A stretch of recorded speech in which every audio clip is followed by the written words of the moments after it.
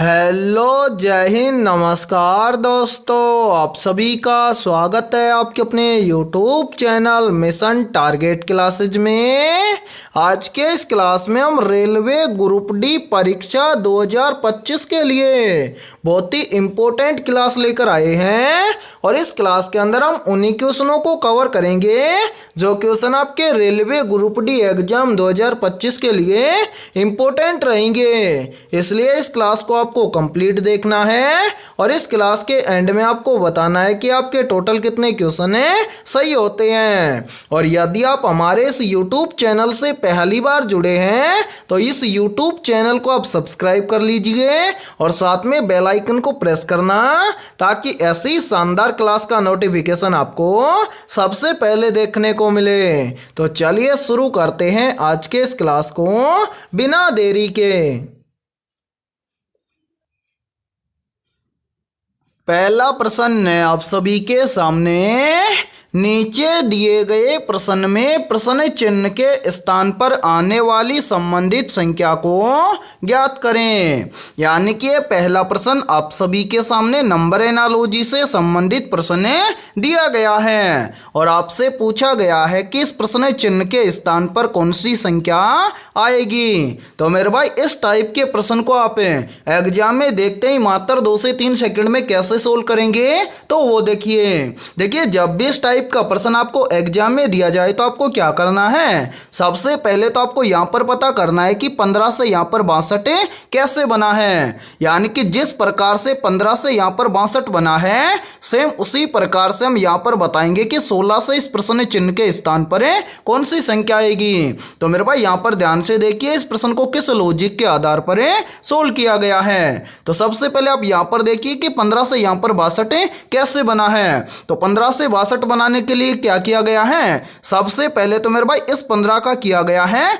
4 गुना। तो यहां पर देखिए 15 का 4 गुना कर देंगे तो 15 का 4 गुना कितना होता है। तो 15 का 4 गुना होता है 60 और इस 60 के अंदर +2 करके यहां पर लिखा गया है 62। और ध्यान से देखिए 62 यहां पर आप सभी के सामने दिया गया है। अब हम भी क्या काम करेंगे, यही सेम लॉजिक लगाएंगे इस 16 के अंदर और इस 16 से इस प्रश्न चिन्ह की वैल्यू ज्ञात करेंगे। तो करेंगे क्या, सबसे पहले तो इस 16 का हम करेंगे 4 गुना। तो मेरे भाई यहां पर ध्यान से देखिए 16 का 4 गुना कितना होता है। तो 16 का 4 गुना होता है 64 और इस 64 के अंदर भी हम क्या कर देंगे +2 कर देंगे। तो 64 और 2 मिलकर बन जाएगा 66। यानी कि इस प्रश्न चिन्ह के स्थान पर संख्या भरी जाएगी 66। अब हमें देखना है कि 66 किसी ऑप्शन में है। तो हाँ सर 66 हमें दिया गया है ऑप्शन ए के अंदर है। तो पहले प्रश्न के अंदर ऑप्शन ए हो जाएगा सभी का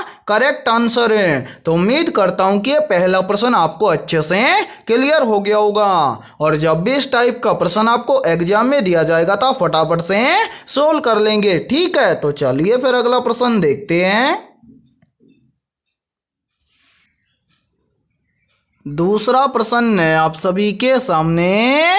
नीचे दी गई श्रृंखला श्रेणी में प्रश्न चिन्ह के स्थान पर आने वाली संख्या को ज्ञात करें। यानी कि दूसरा प्रश्न भी आप सभी के सामने सीरीज से संबंधित प्रश्न दिया गया है और आपसे पूछा गया है कि इस सीरीज में इस प्रश्न चिन्ह के स्थान पर कौन सी संख्या आएगी।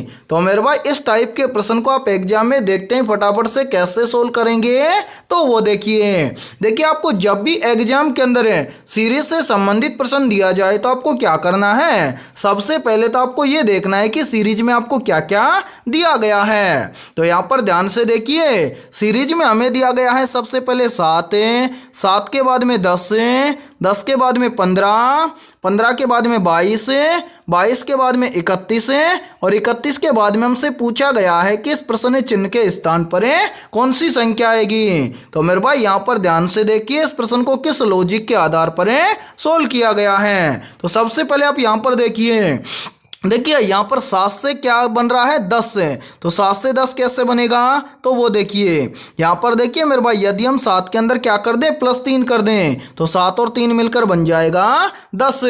फिर देखिए 10 से कितना बन रहा है, 15, तो 10 से 15 कैसे बनेगा, तो यहाँ पर देखिए यदि हम 10 के अंदर क्या कर दें, +5 कर दें, तो 10 और 5 मिलकर बन जाएगा 15। फिर देखिए 15 से कितना बन रहा है, 22, तो 15 से 22 कैसे बनेगा, तो यहाँ पर देखिए यदि हम 15 के अंदर क्या कर दें, +7 कर दें, तो 15 और 7 मिलकर बन जाएगा 22।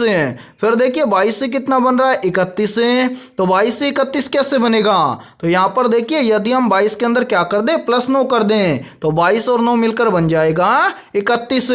अब इसी प्रकार से हमसे पूछा गया है कि 31 से इस प्रश्न चिन्ह के स्थान पर कौन सी संख्या आएगी। तो मेरे भाई प्रश्न चिन्ह की वैल्यू ज्ञात करने से पहले आपको क्या करना है, नीचे जो ये वाली संख्या आई है, इस संख्या को यहाँ पर देखना है और पता लगाना है कि यहाँ पर क्या हुआ है। तो मेरे भाई यहाँ पर ध्यान से देखिए, देखिए सबसे पहले क्या हुआ, +3, उसके बाद में क्या हुआ, +5, उसके बाद में क्या हुआ, +7, उसके बाद में क्या हुआ, +9, यानी कि सभी में क्या हो रहा है, प्लस हो रहा है, तो आगे भी क्या होगा, प्लस होगा। लेकिन कितना प्लस होगा वो कैसे ज्ञात करेंगे, तो वो देखिए यहाँ पर देखिए मेरे भाई, सबसे पहले यहाँ पर 3 से कितना बन रहा है, 5, 3 से 5 बनेगा कैसे, यदि हम 3 के अंदर क्या कर दें, +2 कर दें, तो 3 और 2 मिलकर बन जाएगा 5।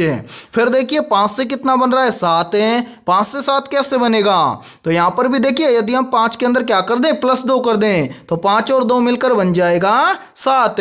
फिर देखिए 7 से कितना बन रहा है, 9, तो 7 से 9 कैसे बनेगा, तो यहाँ पर भी देखिए यदि हम 7 के अंदर क्या कर दें, +2 कर दें, तो 7 और 2 मिलकर बन जाएगा 9। अब इसी प्रकार से हमें क्या करना है, 9 से अगली संख्या निकालनी है। तो 9 से अगली संख्या निकालने के लिए हम क्या करेंगे, तो मेरे भाई यहाँ पर देखिए सभी के अंदर यहाँ पर कितना हुआ है, +2, तो मेरे भाई 9 से अगली संख्या निकालने के लिए हम क्या कर देंगे, 9 के अंदर कर देंगे +2, तो 9 और 2 मिलकर बन जाएगा 11, यानी कि 9 के बाद में संख्या प्लस होगी 11। अब हमें क्या करना है, इस प्रश्न चिन्ह की वैल्यू ज्ञात करनी है। तो प्रश्न चिन्ह की वैल्यू ज्ञात हो जाएगी कैसे, यदि हम इस 31 के अंदर क्या कर दें, इस 11 को ऐड कर दें, तो इस प्रश्न चिन्ह की वैल्यू ज्ञात हो जाएगी। तो मेरे भाई ध्यान से देखिए, यदि हम 31 के अंदर 11 को ऐड कर दें, तो 31 और 11 मिलकर बन जाएगा 42, यानी कि इस प्रश्न चिन्ह के स्थान पर संख्या भरी जाएगी 42।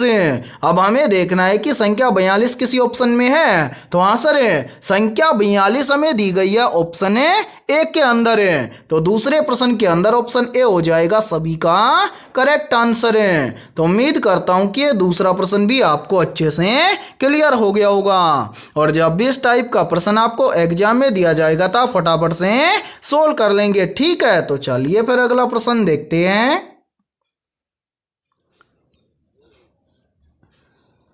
तीसरा प्रश्न आप सभी के सामने, नीचे दी गई आकृति में प्रश्न चिन्ह के स्थान पर आने वाली लुप्त संख्या को ज्ञात करें। यानी कि तीसरा प्रश्न आप सभी के सामने मिसिंग नंबर से संबंधित प्रश्न दिया गया है और आपसे पूछा गया है कि इस आकृति में इस प्रश्न चिन्ह के स्थान पर कौन सी संख्या आएगी। तो मेरे भाई इस टाइप के प्रश्न को आप एग्जाम में देखते ही फटाफट से कैसे सोल्व करेंगे, तो वो देखिए जब भी आपको एग्जाम के अंदर मिसिंग नंबर से संबंधित प्रश्न दिया जाए तो आपको क्या करना है, सबसे पहले तो आपको प्रश्न चिन्ह की लाइन में आपको देखना है और यहाँ पर पता करना है कि इस पहली पंक्ति में यहाँ पर 17 कैसे आया है। फिर उसी प्रकार से आपको यहाँ पर पता करना है कि इस दूसरी पंक्ति में यहाँ पर 15 कैसे आया है। यानी कि जिस प्रकार से पहली पंक्ति में 17 और दूसरी पंक्ति में 15 जिस प्रकार से आया है, सेम उसी प्रकार से हम इस तीसरी पंक्ति में इस प्रश्न चिन्ह के स्थान पर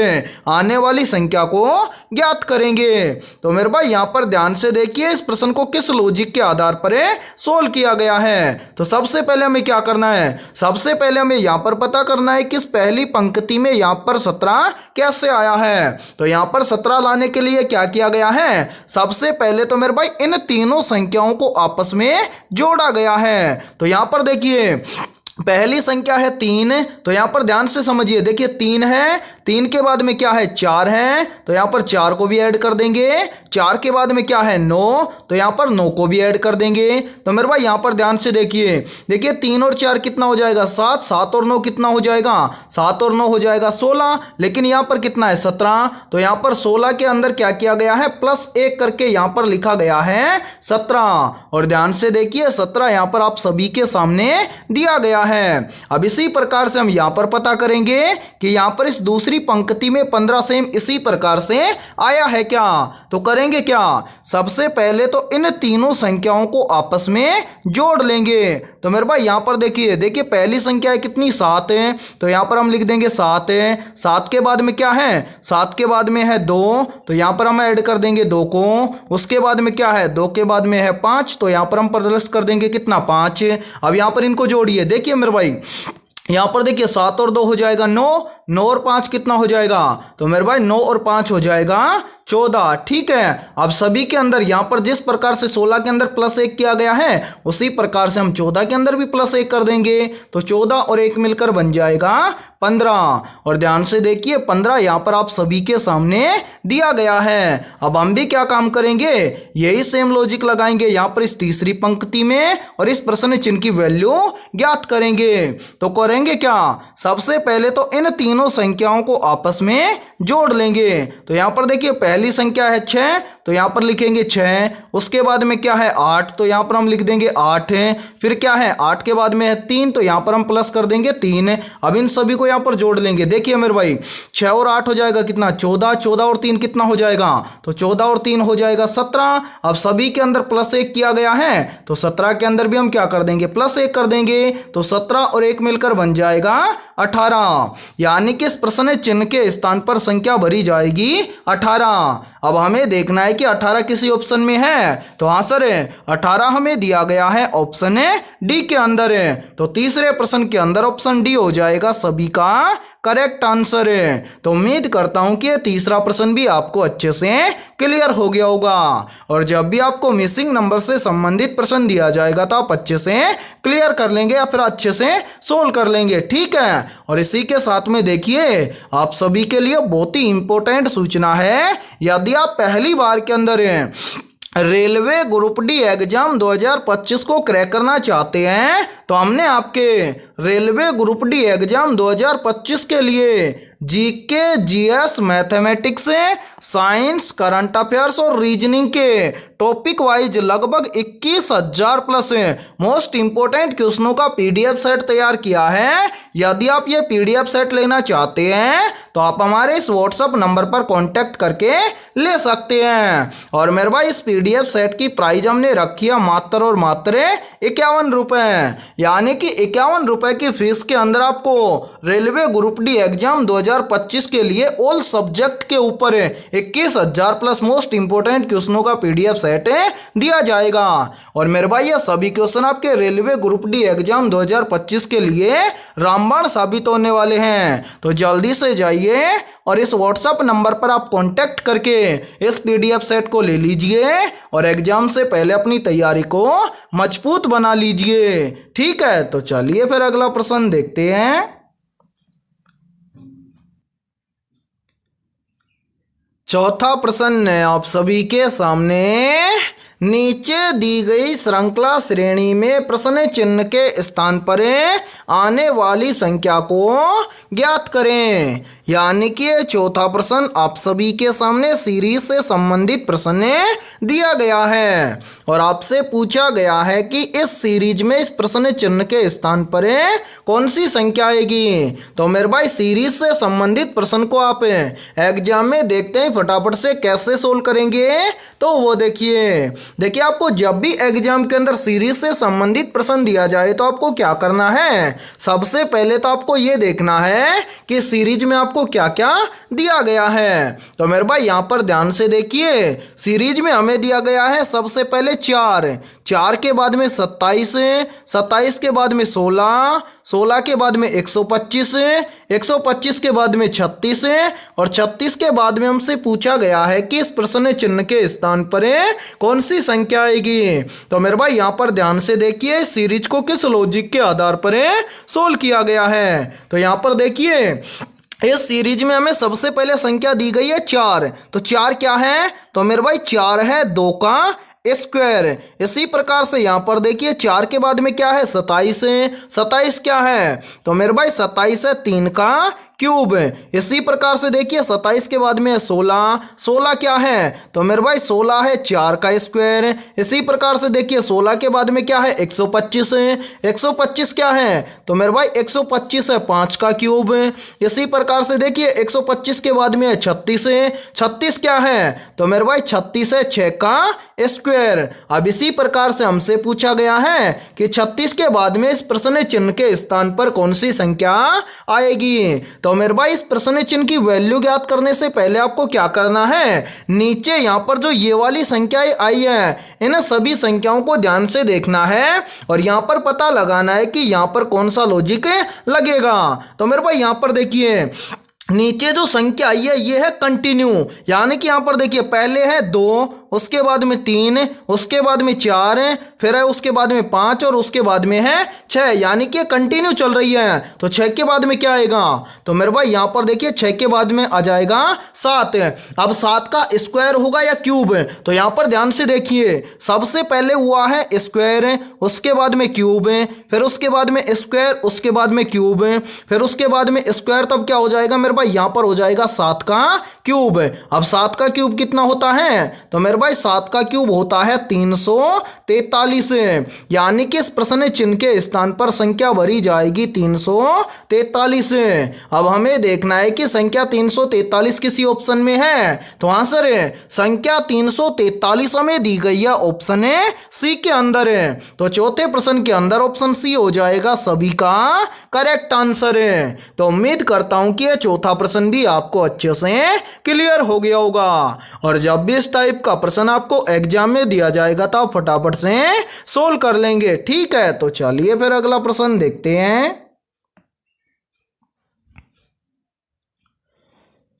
पांचवा प्रश्न है आप सभी के सामने। नीचे दी गई श्रृंखला श्रेणी में प्रश्न चिन्ह के स्थान पर आने वाली संख्या को ज्ञात करें। यानी कि पांचवा प्रश्न आप सभी के सामने सीरीज से संबंधित प्रश्न दिया गया है और आपसे पूछा गया है कि इस सीरीज में इस प्रश्न चिन्ह के स्थान पर कौन सी संख्या आएगी। तो मेरे भाई इस टाइप के प्रश्न को आप एग्जाम में देखते ही मात्र 2 से 3 सेकंड में कैसे सोल्व करेंगे, तो वो देखिए आपको जब भी एग्जाम के अंदर सीरीज से संबंधित प्रश्न दिया जाए तो आपको क्या करना है? सबसे पहले तो आपको ये देखना है कि सीरीज में आपको क्या क्या दिया गया है। तो यहाँ पर देखिए सीरीज में हमें दिया गया है सबसे पहले 2, 2 के बाद में 6, 6 के बाद में 12, 12 के बाद में 20, 20 के बाद में 30 और 30 के बाद में हमसे पूछा गया है कि इस प्रश्न चिन्ह के स्थान पर कौन सी संख्या आएगी। तो मेरे भाई यहाँ पर देखिए सीरीज को देखने से हमें पता चल रहा है कि सीरीज कंटिन्यू क्या हो रहा है? बढ़ रहा है। तो यहाँ पर देखिए इस सीरीज को किस लॉजिक के आधार पर सोल्व किया गया है, तो वो देखिए सीरीज बढ़ रहा है तो हम क्या करेंगे? यहाँ पर देखेंगे कि 2 से यहाँ पर कितना बन रहा है? 6। तो 2 से 6 कैसे बनेगा? तो यहाँ पर देखिए यदि हम 2 के अंदर क्या कर दें? +4 कर दें तो 2 और 4 मिलकर बन जाएगा 6। फिर देखिए 6 से कितना बन रहा है? 12। तो 6 से 12 कैसे बनेगा? तो मेरे भाई यहाँ पर देखिए यदि हम 6 के अंदर क्या कर दें? +6 कर दें तो 6 और 6 मिलकर बन जाएगा 12। फिर देखिए 12 से कितना बन रहा है? तो 12 से बन रहा है 20। तो 12 से 20 कैसे बनेगा? तो यहाँ पर देखिए यदि हम 12 के अंदर क्या कर दें? +8 कर दें तो 12 और 8 मिलकर बन जाएगा 20। फिर देखिए 20 से कितना बन रहा है? 30। तो 20 से 30 कैसे बनेगा? तो यहाँ पर देखिए यदि हम 20 के अंदर क्या कर दें? +10 कर दें तो 20 और 10 मिलकर बन जाएगा 30। अब इसी प्रकार से हमसे पूछा गया है कि 30 से इस प्रश्न चिन्ह के स्थान पर कौन सी संख्या आएगी। तो मेरे भाई इस प्रश्न चिन्ह की वैल्यू ज्ञात करने से पहले आपको क्या करना है? नीचे जो ये वाली संख्या है इस संख्या को ध्यान से देखना है और पता लगाना है कि यहाँ पर क्या हुआ है। तो मेरे भाई यहाँ पर देखिए सबसे पहले क्या हुआ? +4, उसके बाद में क्या हुआ +6, उसके बाद में क्या हुआ +8, उसके बाद में क्या हुआ +10, यानी कि सभी में क्या हो रहा है प्लस हो रहा है। तो इतना हमें भी पता है कि आगे भी क्या होगा प्लस होगा, लेकिन कितना प्लस होगा वो कैसे ज्ञात करेंगे, तो वो देखिए यहां पर देखिए मेरे भाई, सबसे पहले है 4, 4 से कितना बन रहा है 6, 4 से 6 बनेगा कैसे, तो यदि हम 4 के अंदर क्या कर दें +2 कर दें तो 4 और 2 मिलकर बन जाएगा 6। फिर देखिए 6 से कितना बन रहा है 8, तो 6 से 8 कैसे बनेगा, तो यहां पर भी देखिए यदि हम 6 के अंदर क्या कर दें +2 कर दें तो 6 और 2 मिलकर बन जाएगा 8। फिर देखिए 8 से कितना बन रहा है 10, तो 8 से 10 कैसे बनेगा, तो यहां पर देखिए यदि हम 8 के अंदर भी क्या कर दें +2 कर दें तो 8 और 2 मिलकर बन जाएगा 10।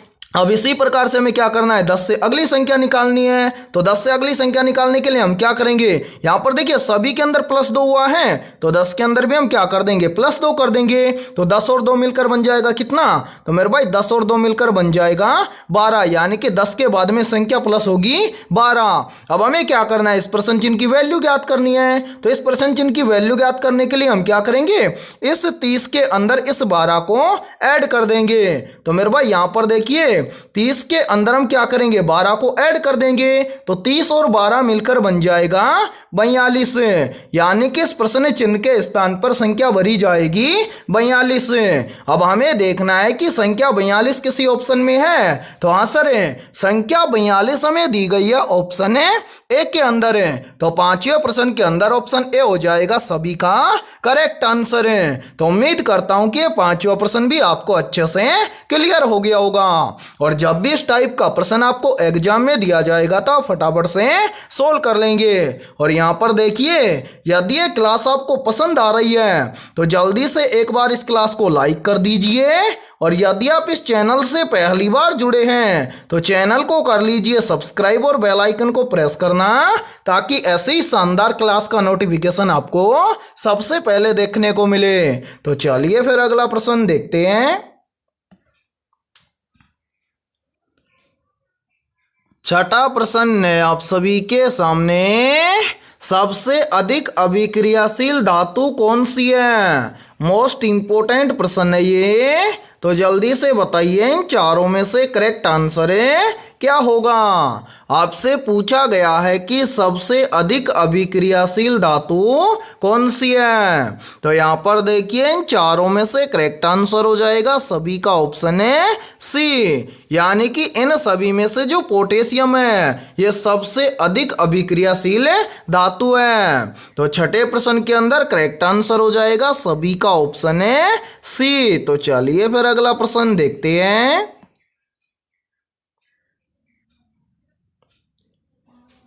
सातवां प्रश्न है आप सभी के सामने, एड्स रोग किस वायरस से होता है, तो यहां पर देखिए इन चारों में से करेक्ट आंसर हो जाएगा सभी का ऑप्शन है बी, यानी कि एड्स रोग होता है HIV वायरस से। तो सातवें प्रश्न के अंदर करेक्ट आंसर हो जाएगा सभी का ऑप्शन है बी। तो चलिए फिर अगला प्रश्न देखते हैं।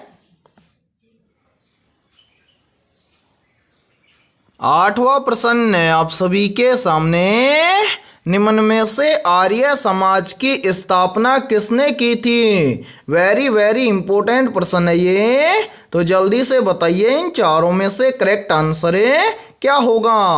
आपसे पूछा गया है कि निम्न में से आर्य समाज की स्थापना किसने की थी, तो यहाँ पर देखिए इन चारों में से करेक्ट आंसर हो जाएगा सभी का ऑप्शन है बी, यानी कि आर्य समाज की स्थापना की थी दयानंद सरस्वती ने। तो आठवें प्रश्न के अंदर करेक्ट आंसर हो जाएगा सभी का ऑप्शन है बी। और मेरे भाई यहाँ पर देखिए यहीं से एक क्वेश्चन और बनता है, और ये क्वेश्चन भी बार बार एग्जाम के अंदर रिपीट होता है।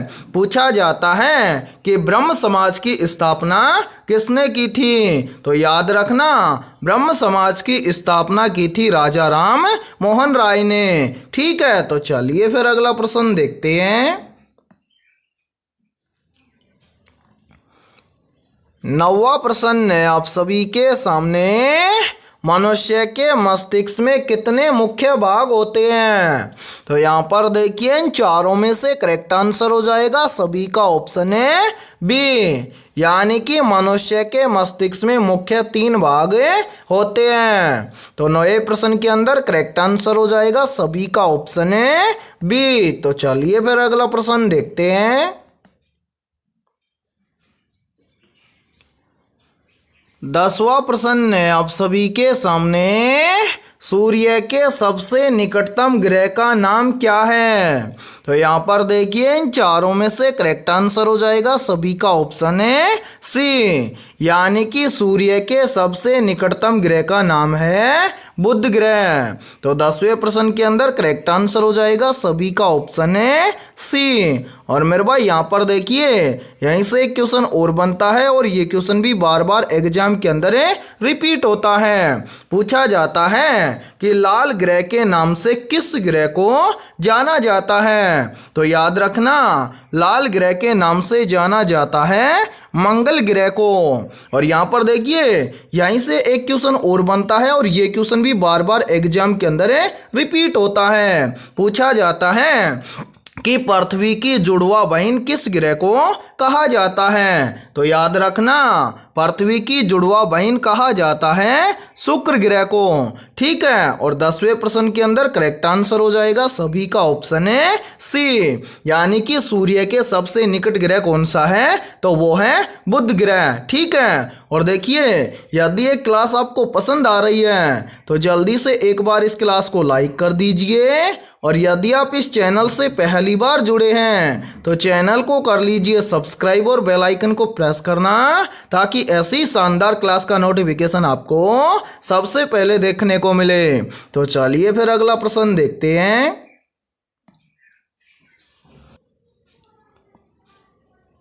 11वां प्रश्न है आप सभी के सामने, किस अम्ल का उपयोग बैटरियों में होता है? ऑप्शन ए हाइड्रोक्लोरिक अम्ल का, ऑप्शन बी है सल्फ्यूरिक अम्ल का, ऑप्शन सी है नाइट्रिक अम्ल का, और ऑप्शन डी है हाइड्रोफ्लोरिक अम्ल का। तो यहाँ पर देखिए इन चारों में से करेक्ट आंसर हो जाएगा सभी का ऑप्शन है बी, यानी कि सल्फ्यूरिक अम्ल का उपयोग बैटरियों में होता है। तो 11वें प्रश्न के अंदर करेक्ट आंसर हो जाएगा सभी का ऑप्शन है बी। और मेरे भाई इस क्लास के अंदर आपको एंड तक बने रहना है, क्योंकि इस क्लास के अंदर बहुत ही इंपॉर्टेंट क्वेश्चन होने वाले हैं और ये सभी क्वेश्चन आपके एग्जाम के लिए भी इंपॉर्टेंट रहेंगे। ठीक है। तो इस क्लास के अंदर आपको एंड तक बने रहना है, और आपके जितने भी दोस्त हैं रेलवे ग्रुप डी एग्जाम 2025 की तैयारी कर रहे हैं तो उनके पास भी इस क्लास को ज़्यादा से ज़्यादा शेयर करें। ठीक है। तो चलिए फिर अगला प्रश्न देखते हैं। 12वां प्रश्न है आप सभी के सामने, नोबेल पुरस्कार विजेता अमर्त्य सेन किस क्षेत्र से जुड़े हैं? तो यहाँ पर देखिए इन चारों में से करेक्ट आंसर हो जाएगा सभी का ऑप्शन है सी, यानी कि नोबेल पुरस्कार विजेता अमर्त्य सेन अर्थशास्त्र के क्षेत्र से जुड़े हैं। तो 12वें प्रश्न के अंदर करेक्ट आंसर हो जाएगा सभी का ऑप्शन है सी। तो चलिए फिर अगला प्रश्न देखते हैं। 13वां प्रश्न है आप सभी के सामने, सबसे अधिक क्रियाशील धातु कौन सी है? ऑप्शन ए है तांबा, ऑप्शन बी है चांदी, ऑप्शन सी है पोटेशियम और ऑप्शन डी है सोना। तो जल्दी से बताइए इन चारों में से करेक्ट आंसर क्या होगा? आपसे पूछा गया है कि सबसे अधिक क्रियाशील धातु कौन सी है। तो यहाँ पर देखिए इन चारों में से करेक्ट आंसर हो जाएगा सभी का ऑप्शन है सी, यानी कि जो पोटेशियम धातु है ये सबसे क्रियाशील धातु है। तो 13वें प्रश्न के अंदर करेक्ट आंसर हो जाएगा सभी का ऑप्शन है सी। तो चलिए फिर अगला प्रश्न देखते हैं। 14वां प्रश्न है आप सभी के सामने, निम्न में से नमक में कौन सा अम्ल और क्षार होता है? तो यहाँ पर देखिए इन चारों में से करेक्ट आंसर हो जाएगा सभी का ऑप्शन है ए यानी कि नमक में पाया जाता है हाइड्रोक्लोरिक अम्ल और सोडियम हाइड्रोक्साइड क्षार। ठीक है, तो 14वें प्रश्न के अंदर करेक्ट आंसर हो जाएगा सभी का ऑप्शन है ए। तो चलिए फिर अगला प्रश्न देखते हैं। 15वां प्रश्न है आप सभी के सामने, द्रवों में दाब का सिद्धांत किसने दिया था? तो यहाँ पर देखिए इन चारों में से करेक्ट आंसर हो जाएगा सभी का ऑप्शन है ए, यानी कि द्रवों में दाब का सिद्धांत दिया था वैज्ञानिक पास्कल ने। तो 15वें प्रश्न के अंदर करेक्ट आंसर हो जाएगा सभी का ऑप्शन है ए। तो चलिए फिर अगला प्रश्न देखते हैं।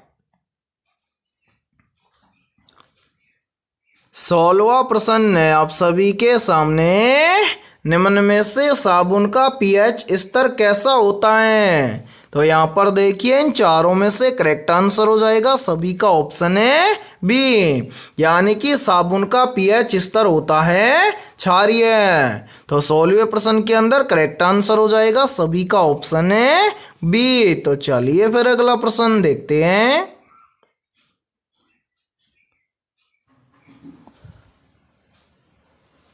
17वां प्रश्न है आप सभी के सामने, तापमान में वृद्धि होने पर द्रव का आयतन कैसा होता है? तो यहाँ पर देखिए इन चारों में से करेक्ट आंसर हो जाएगा सभी का ऑप्शन है ए, यानी कि तापमान में वृद्धि होने पर द्रव का आयतन बढ़ जाता है। तो 17वें प्रश्न के अंदर करेक्ट आंसर हो जाएगा सभी का ऑप्शन है ए। तो चलिए फिर अगला प्रश्न देखते हैं।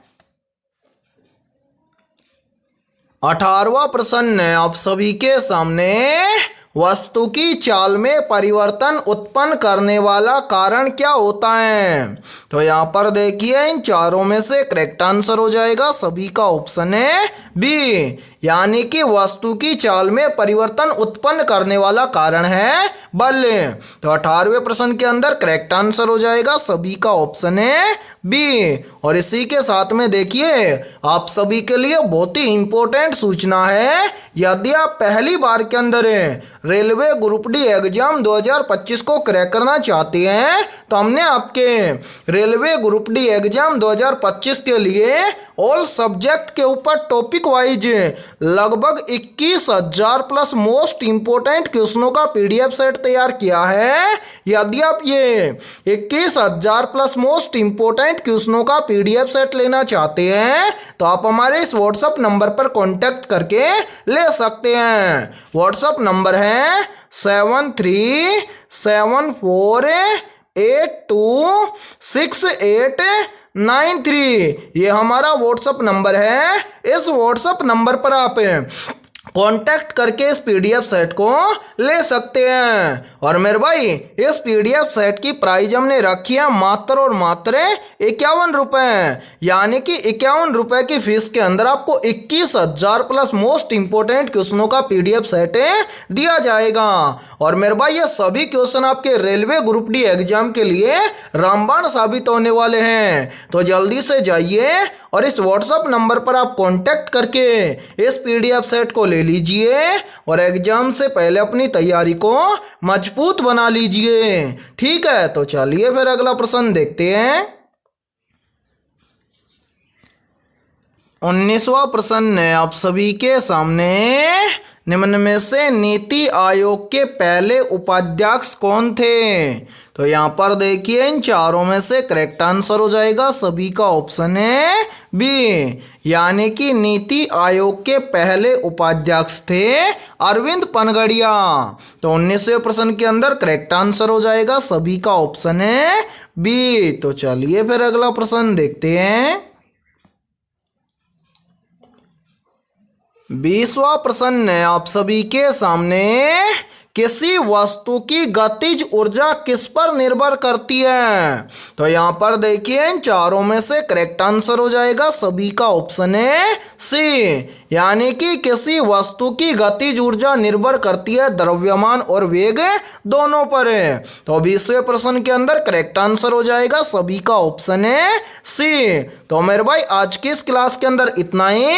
यदि ये क्लास आपको पसंद आई है तो जल्दी से एक बार इस क्लास को लाइक लाइक कर दीजिए और यदि आप इस चैनल से पहली बार जुड़े हैं तो चैनल को कर लीजिए सब्सक्राइब और बेल आइकन को प्रेस करना, ताकि ऐसी शानदार क्लास का नोटिफिकेशन आपको सबसे पहले देखने को मिले।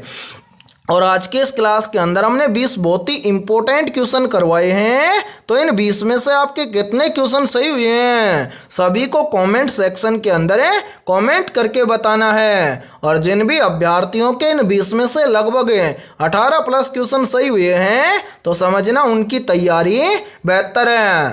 तो फिर मिलते हैं ऐसे बेहतरीन क्वेश्चनों के साथ सुबह 7 बजे।